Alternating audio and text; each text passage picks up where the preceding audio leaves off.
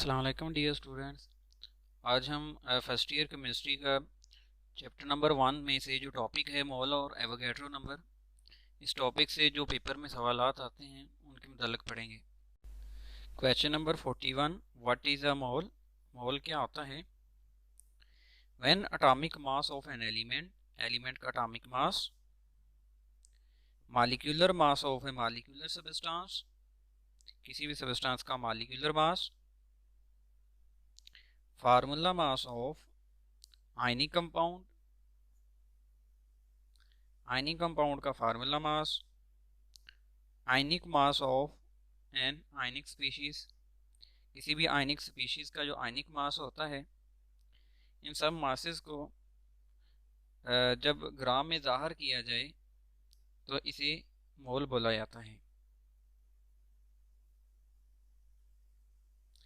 इनकी एग्जांपल, अगर एलिमेंट की एग्जांपल देखें हम, 1 mole of sodium is equal to 23 gram.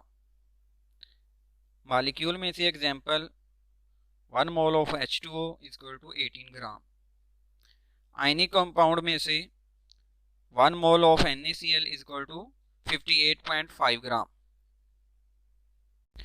Mole की डेफिनेशन इस तरह से भी की जा सकती है, the amount of substance which contains Avogadro number of particle, यानी कि मादा की वो मकदार जिसमें एवोगैड्रो नंबर पार्टिकल्स हों।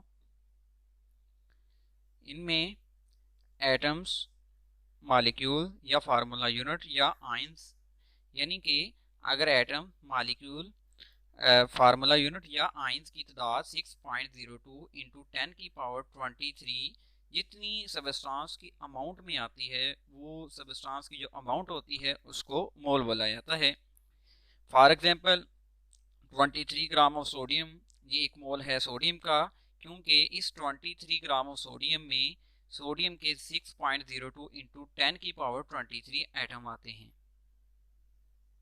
सिमिलरली वाटर की एग्जांपल भी की जा सकती है मॉलिक्यूल के केस में। Question number 42, define gram atom, give 2 examples. Gram atom की तारीफ करें, इसकी 2 मिसालें दें। जिसका आंसर है atomic mass of an element, element का atomic mass expressed in grams, यानी कि जो एलिमेंट का एटॉमिक मास है जब उसको ग्राम में जाहिर किया जाए तो इसे ग्राम एटम बोलते हैं। It is also called 1 gram mole, इसको 1 ग्राम मोल भी बोला जाता है। और simply a mole of that element, या एक एलिमेंट का मोल भी बोल सकते हैं हम। इसकी एग्जांपल देखें, 1 gram atom of hydrogen is equal to 1.008 gram, यानी कि जो एलिमेंट का एटॉमिक मास है, हाइड्रोजन का जो एटॉमिक मास है 1.008 AMU है। जब इसको हम ग्राम में जाहिर कर देंगे इसके एटॉमिक मास को, तो ये मोल बन जाएगा। Question number 43, define gram molecule, gram molecule की तारीफ करें। गिव 2 एग्जांपल, इसकी 2 मिसालें दें। इसका आंसर है molecular mass of an compound, किसी भी कंपाउंड का जो मॉलिक्यूलर मास है एक्सप्रेस्ड इन ग्राम, जब इसको ग्राम में जाहिर किया जाता है, यानी कि जो कंपाउंड है उसका मॉलिक्यूलर मास को ग्राम में जाहिर कर देना, ग्राम मॉलिक्यूल कहलाता है। It is also called 1 gram mole, इसको 1 ग्राम मोल भी बोला जाता है। और simply A mole of that substance, इस सब्सटेंस का सिर्फ मोल भी बोल सकते हैं। इसकी एग्जांपल में देखें, 1 gram molecule of water is equal to 18 gram, यानी कि पानी के एक मॉलिक्यूल का मास 18 AMU होता है। जब हम उसको ग्राम में जाहिर कर दें 18 ग्राम बन जाएगा, तो ये ग्राम मॉलिक्यूल कहलाएगा वाटर का। Question number 44, define gram formula, gram formula की तारीफ करें। गिव 2 एग्जांपल्स, इसकी 2 मिसालें दें। इसका आंसर है formula mass of an ionic compound, ionic compound का जो फार्मूला मास होता है एक्सप्रेस्ड इन ग्राम, ग्राम में जाहिर किया जाए, यानी कि आयनिक कंपाउंड के फार्मूला मास को अगर हम ग्राम में ज़ाहिर कर दें तो ये ग्राम फार्मूला कहलाता है। It is also called 1 gram mole, इसको 1 ग्राम मोल भी बोला जाता है। Or simply a mole of that substance, उस सब्सटेंस का मोल भी बोल सकते हैं। इसकी example 1 gram formula of NaCl is equal to 58.5 gram, यानी कि जो NaCl का फार्मूला मास है 15.5, इसको ग्राम में ज़ाहिर कर दें 58.5 ग्राम, तो ये NaCl का ग्राम फार्मूला कहलाएगा। क्वेश्चन नंबर 45, डिफाइन ग्राम आइन, गिव 2 एग्जांपल्स, ग्राम आइन की तारीफ करें, इसकी 2 मिसालें लिखें। Ionic mass of an ionic species expressed in grams, यानी कि जो आयनिक स्पीशीज है इसके आयनिक मास को अगर ग्राम में ज़ाहिर कर दिया जाए तो ये ग्राम आइन कहलाता है। It is also called 1 gram mole, इसको 1 ग्राम मोल भी बोल सकते हैं। Or simply a mole of that ions, या उस आयनिक स्पीशीज का हम मोल बोल सकते हैं। इसकी example 1 gram ion of hydroxyl ion is equal to 17 gram and 1 gram ion of sulphate ion is equal to 96 gram. Question number 46, define Avogadro number, give its value, Avogadro number की तारीफ करें, इसकी कीमत लिखें। तो इसका आंसर है the number of particles, particle की तादाद, इन पार्टिकल्स में एटम्स, मॉलिक्यूल, फार्मूला यूनिट या आइंस हो सकते हैं, which are present in 1 mole of substance, जो कि किसी भी सबस्टांस के 1 मोल में मौजूद होते हैं। यानी कि किसी सबस्टांस के 1 मोल में मौजूद जो पार्टिकल की तादाद है उसको एवोगैड्रो नंबर बोला जाता है। इन पार्टिकल में एटम, मॉलिक्यूल, फार्मूला यूनिट या आइंस हो सकते हैं। इसका सिंबल जो है it is represented by Na, इसको कैपिटल N और इसकी बेस में कैपिटल A के साथ इसको रिप्रेजेंट किया जाता है। इसकी जो वैल्यू है वो 6.02 इंटू 10 की पावर 23 है। Question number 47, 1 mole of sulphuric acid should completely react with 2 moles of sodium hydroxide, यानी कि अगर कंप्लीट रिएक्शन में सल्फ्यूरिक एसिड का 1 मोल इस्तेमाल होता है जबकि सोडियम हाइड्रोक्साइड के 2 मोल इस्तेमाल होते हैं। एवोगैड्रो नंबर हमें इसको समझने में कैसे हमारी मदद करता है, तो इसका आंसर है, इसको आंसर में सबसे पहले हम इसकी इक्वेशन को देखते हैं, balance chemical equation between sulphuric acid and sodium hydroxide.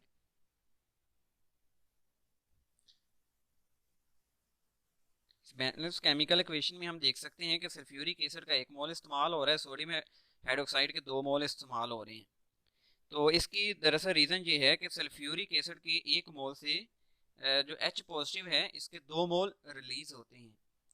तो वाटर के 2 मोल बनने के लिए इसको 2 हाइड्रोक्सिल आइन, 2 OH नेगेटिव आइन की ज़रूरत होगी, जो कि तभी मुमकिन होगी अगर सोडियम हाइड्रोक्साइड के 2 मोल इस्तेमाल होते हैं, क्योंकि इसके 2 मोल इस्तेमाल होने से 2 OH नेगेटिव आइन के जो मोल हैं वो रिलीज होंगे।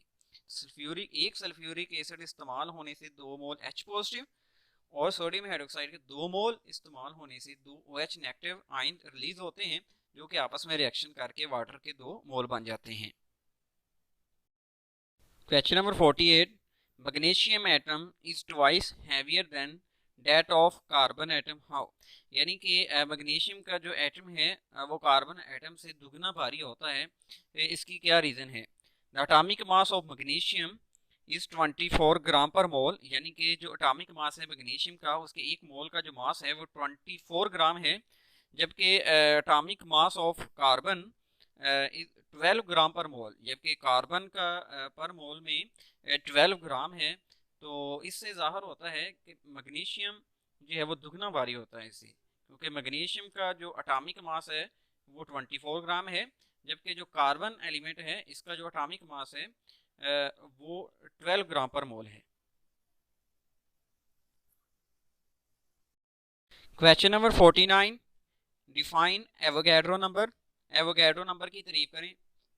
How does it relate to the masses of chemical substances. तो ये केमिकल सब्सटेंसेस के मासेस के साथ एवोगैड्रो नंबर का क्या ताल्लुक है। तो इसका आंसर है, पहले हम एवोगैड्रो नंबर को देखते हैं कि इसकी डेफिनेशन क्या है। एक मोल में मौजूद जो पार्टिकल की तादाद है वो एवोगैड्रो नंबर कहलाती है। वो पार्टिकल एटम हो सकते हैं, मॉलिक्यूल हो सकते हैं, फार्मूला यूनिट हो सकते हैं, या आइंस हो सकते हैं।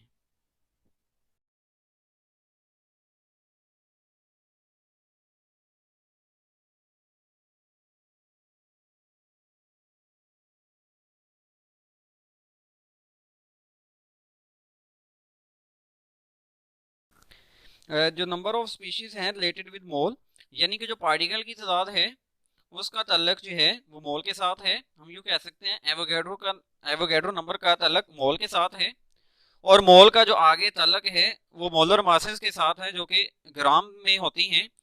तो इस तरह से एवोगैड्रो नंबर का ताल्लुक मोल के साथ और मोल का ताल्लुक आगे मासेस के साथ है। तो हम यूँ कह सकते हैं कि एवोगैड्रो नंबर का ताल्लुक जो है वो मासेस के साथ बन जाता है।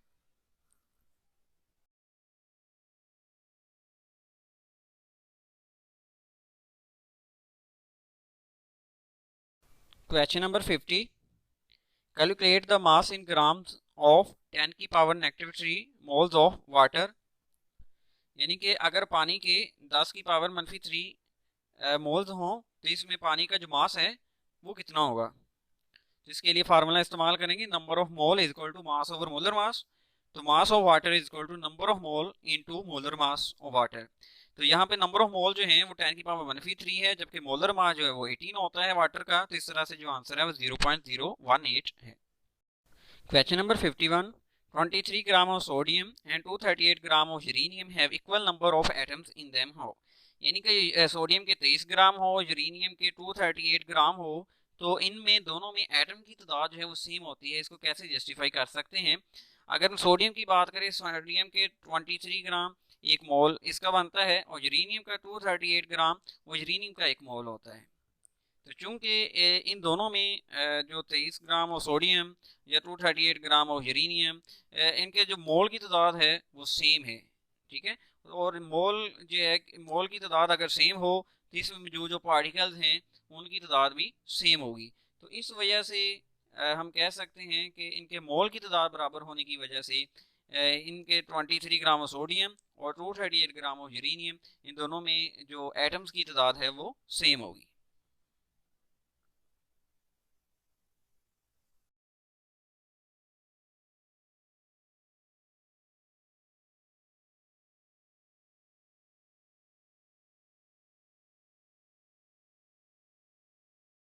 Question number 52, 180 grams of glucose and 342 grams of sucrose have same number of molecule। 180 gram glucose के हों और 342 ग्राम सक्रोज के हों, इनमें मालिक्यूल की तादाद जो होती है वो सेम होती है, but different number of atoms present in them. लेकिन जो इसमें इनमें मौजूद जो एटम्स की तादाद है वो मुख्तलिफ होगी। इसकी क्या रीज़न है।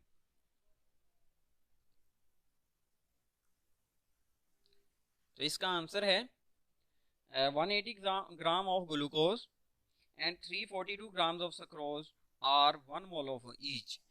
यानी कि 180 ग्राम हो ग्लूकोज के तो ये ग्लूकोज का एक मोल होगा, और 342 ग्राम हो सक्रोज के तो ये सक्रोज का जो है वो एक मोल होगा। तो एक मोल जो किसी भी सबस्टांस का होता है उसमें जो मालिक्यूल्स होते हैं उनकी तादाद जो होती है वो सेम होती है। यानी कि इनमें मालिक्यूल की तादाद 6.02 इंटू 10 की पावर 23 होगी।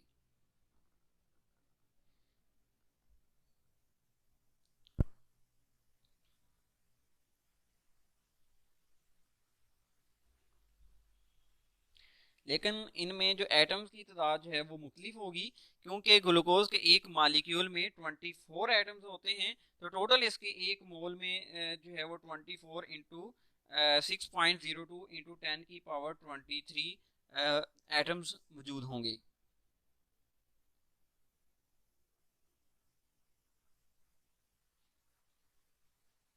इसी तरह से सक्रोज का जो एक मालिक्यूल होता है इसमें 45 एटम्स होते हैं।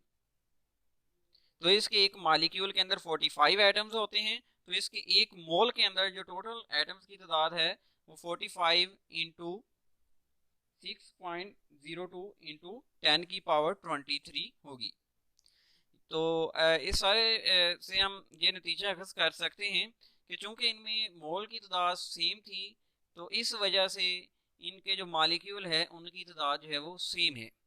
लेकिन इनके एक मालिक्यूल में मौजूद जो एटम्स की तादाद जो है वो मुख्तलिफ होने की वजह से जो इन दोनों में 180 gram of glucose 342 gram of sucrose, दोनों में एटम्स की जो तादाद है वो मुख्तलिफ होगी।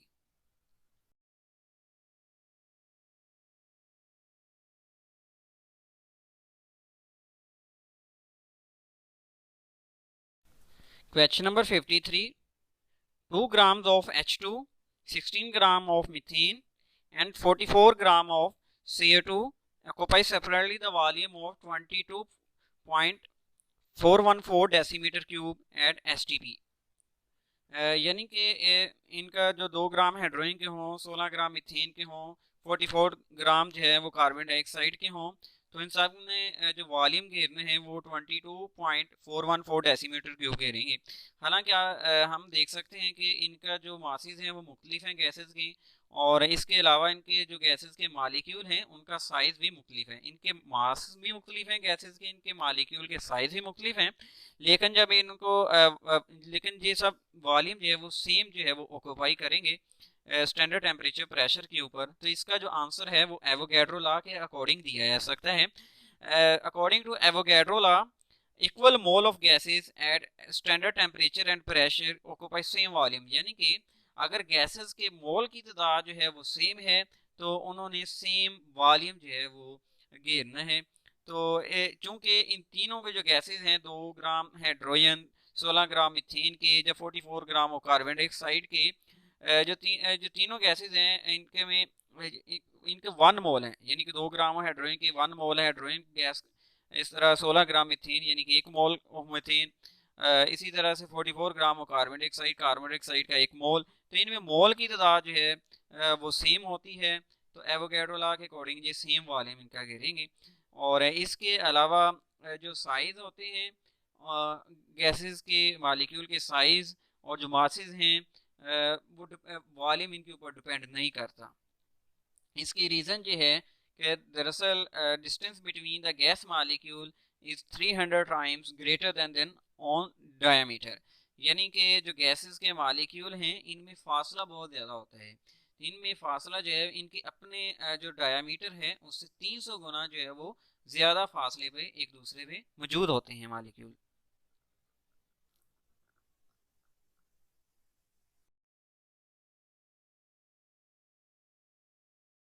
Question number 54, 4.9 gram of sulphuric acid when completely ionized in water have equal number of positive and negative charges।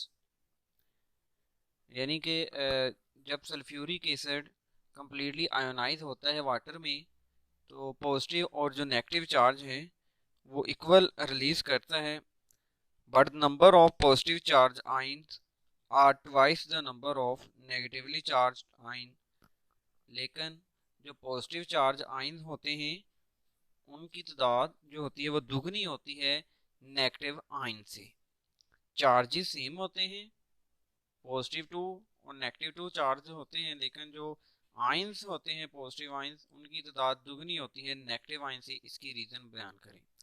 इसका आंसर है, तो इसको हम समझ सकते हैं कि जब पानी सल्फ्यूरिक एसिड का एक मालिक्यूल आयनाइज होता है इन वाटर में तो इससे सल्फ्यूरिक एसिड से 2 H पॉजिटिव आइन रिलीज होते हैं और एक नेगेटिव आइन सल्फेट का आइन रिलीज होता है। तो इस इक्वेशन से क्लियर नज़र आ रहा है कि जो पॉजिटिव आइन है यानी कि हाइड्रोजन H पॉजिटिव उनकी तादाद जो है वो दुगनी है नेगेटिव आइन से। ठीक है, सल्फेट का आइन 1 है और जो H पॉजिटिव है वो 2 हैं। लेकिन इनके जो चार्जेस की बात करें तो है, एक हाइड्रोजन के ऊपर +1 चार्ज होता है, लेकिन 2 के ऊपर +2 चार्ज होगा। इसी तरह से एक सल्फेट के ऊपर -2 चार्ज है। तो इस तरह से पॉजिटिव और जो नेगेटिव चार्जेस हैं उन इक्वल हैं, लेकिन इधर जो पॉजिटिव आयंस हैं उनकी तादाद नेगेटिव आयन से दुगनी है।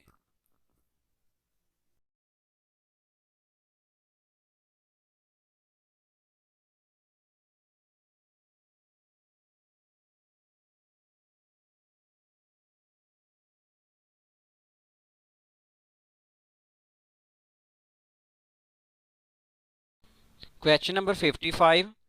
1 mole of H2O has 2 mole of bonds. पानी के एक मोल में 2 मोल ऑफ बॉन्ड होते हैं। 3 मोल्स ऑफ एटम्स, एटम के 3 मोल होते हैं। 10 मोल्स ऑफ इलेक्ट्रॉन्स, इलेक्ट्रॉन के 10 मोल होते हैं। And 28 moles of total fundamental particles present in it. और पानी के एक मोल के अंदर टोटल 28 फंडामेंटल पार्टिकल मौजूद होते हैं। इसकी जस्टिफिकेशन करें।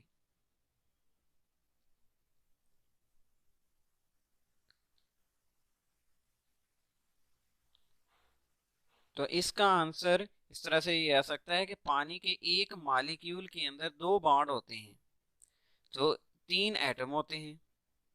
इस तरह से इसके एक मोल के अंदर 2 मोल बॉन्ड के होंगे और 3 मोल जो हैं वो एटम्स के होंगे।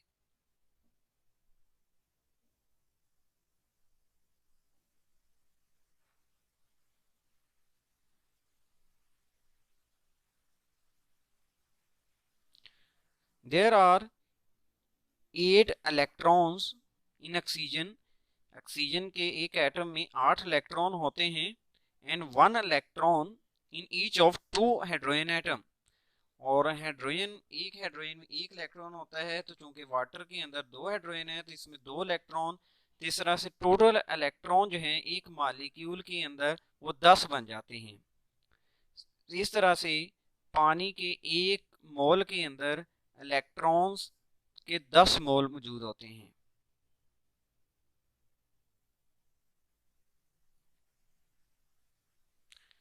अगर टोटल फंडामेंटल पार्टिकल्स की बात करें तो पानी के एक मॉलिक्यूल के अंदर 28 फंडामेंटल पार्टिकल्स मौजूद होते हैं। पानी के एक मॉलिक्यूल के अंदर टोटल 10 इलेक्ट्रॉन होते हैं, 10 प्रोटॉन होते हैं और 8 न्यूट्रॉन होते हैं। तो इस तरह से हम कह सकते हैं कि पानी के एक मोल के अंदर 10 मोल इलेक्ट्रॉन के, 10 मोल प्रोटॉन के और 8 मोल जो हैं वो न्यूट्रॉन के मौजूद होते हैं।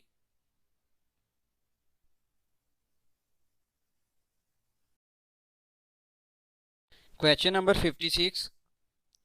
Prove that 1 mole of each N2, CO2 and H2 contain equal number of molecules.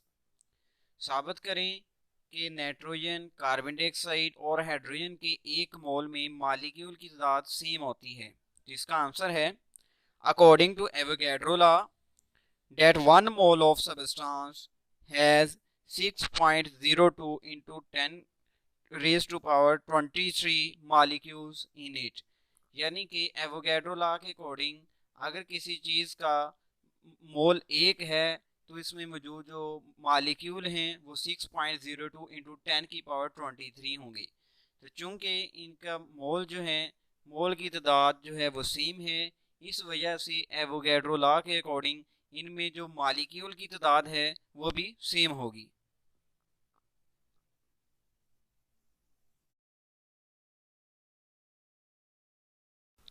Question number 57.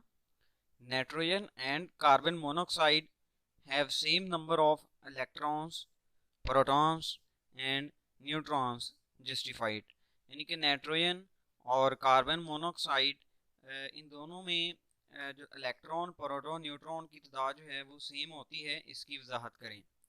तो इसका आंसर है नाइट्रोजन के केस में देखें N2, तो इसमें 2 नाइट्रोजन के एटम हैं। एक नाइट्रोजन के एटम में 7 इलेक्ट्रॉन होते हैं। तो इस तरह से 2 नाइट्रोजन के एटम में टोटल 14 इलेक्ट्रॉन हो जाएंगे। इसी तरह से कार्बन मोनोऑक्साइड के केस में कार्बन में 6 इलेक्ट्रॉन होते हैं, ऑक्सीजन में 8 इलेक्ट्रॉन होते हैं। इस तरह से टोटल जो इलेक्ट्रॉन है वो 14 बन जाते हैं। अगर प्रोटॉन की तादाद में देखें तो एक नाइट्रोजन में 7 प्रोटॉन, तो इस तरह से 2 नाइट्रोजन में 14 प्रोटॉन बन जाते हैं। इसी तरह से कार्बन मोनोऑक्साइड में भी 14 प्रोटॉन होते हैं, 6 प्रोटॉन कार्बन में और 8 प्रोटॉन ऑक्सीजन में। इस तरह से नाइट्रोजन कार्बन मोनोऑक्साइड दोनों में न्यूट्रॉन की तादाद 14 और 14 होती है। एक नाइट्रोजन में 7 न्यूट्रॉन होते हैं, तो इस तरह से 2 नाइट्रोजन में टोटल 14 न्यूट्रॉन बन जाएंगे। इस तरह से कार्बन मोनोऑक्साइड एक कार्बन में 6 न्यूट्रॉन होते हैं और एक ऑक्सीजन में 8 न्यूट्रॉन होते हैं, तो इस तरह से टोटल जो न्यूट्रॉन है वो 14 बन जाते हैं। तो इसकी ये जस्टिफिकेशन जो है वो इसी तरह से की जा सकती है। जस्ट इनके जो है वो number of electron, proton, neutron की तादाद जो है वो आपने एक्सप्लेन करनी है कि कैसे जो है वो इक्वल है।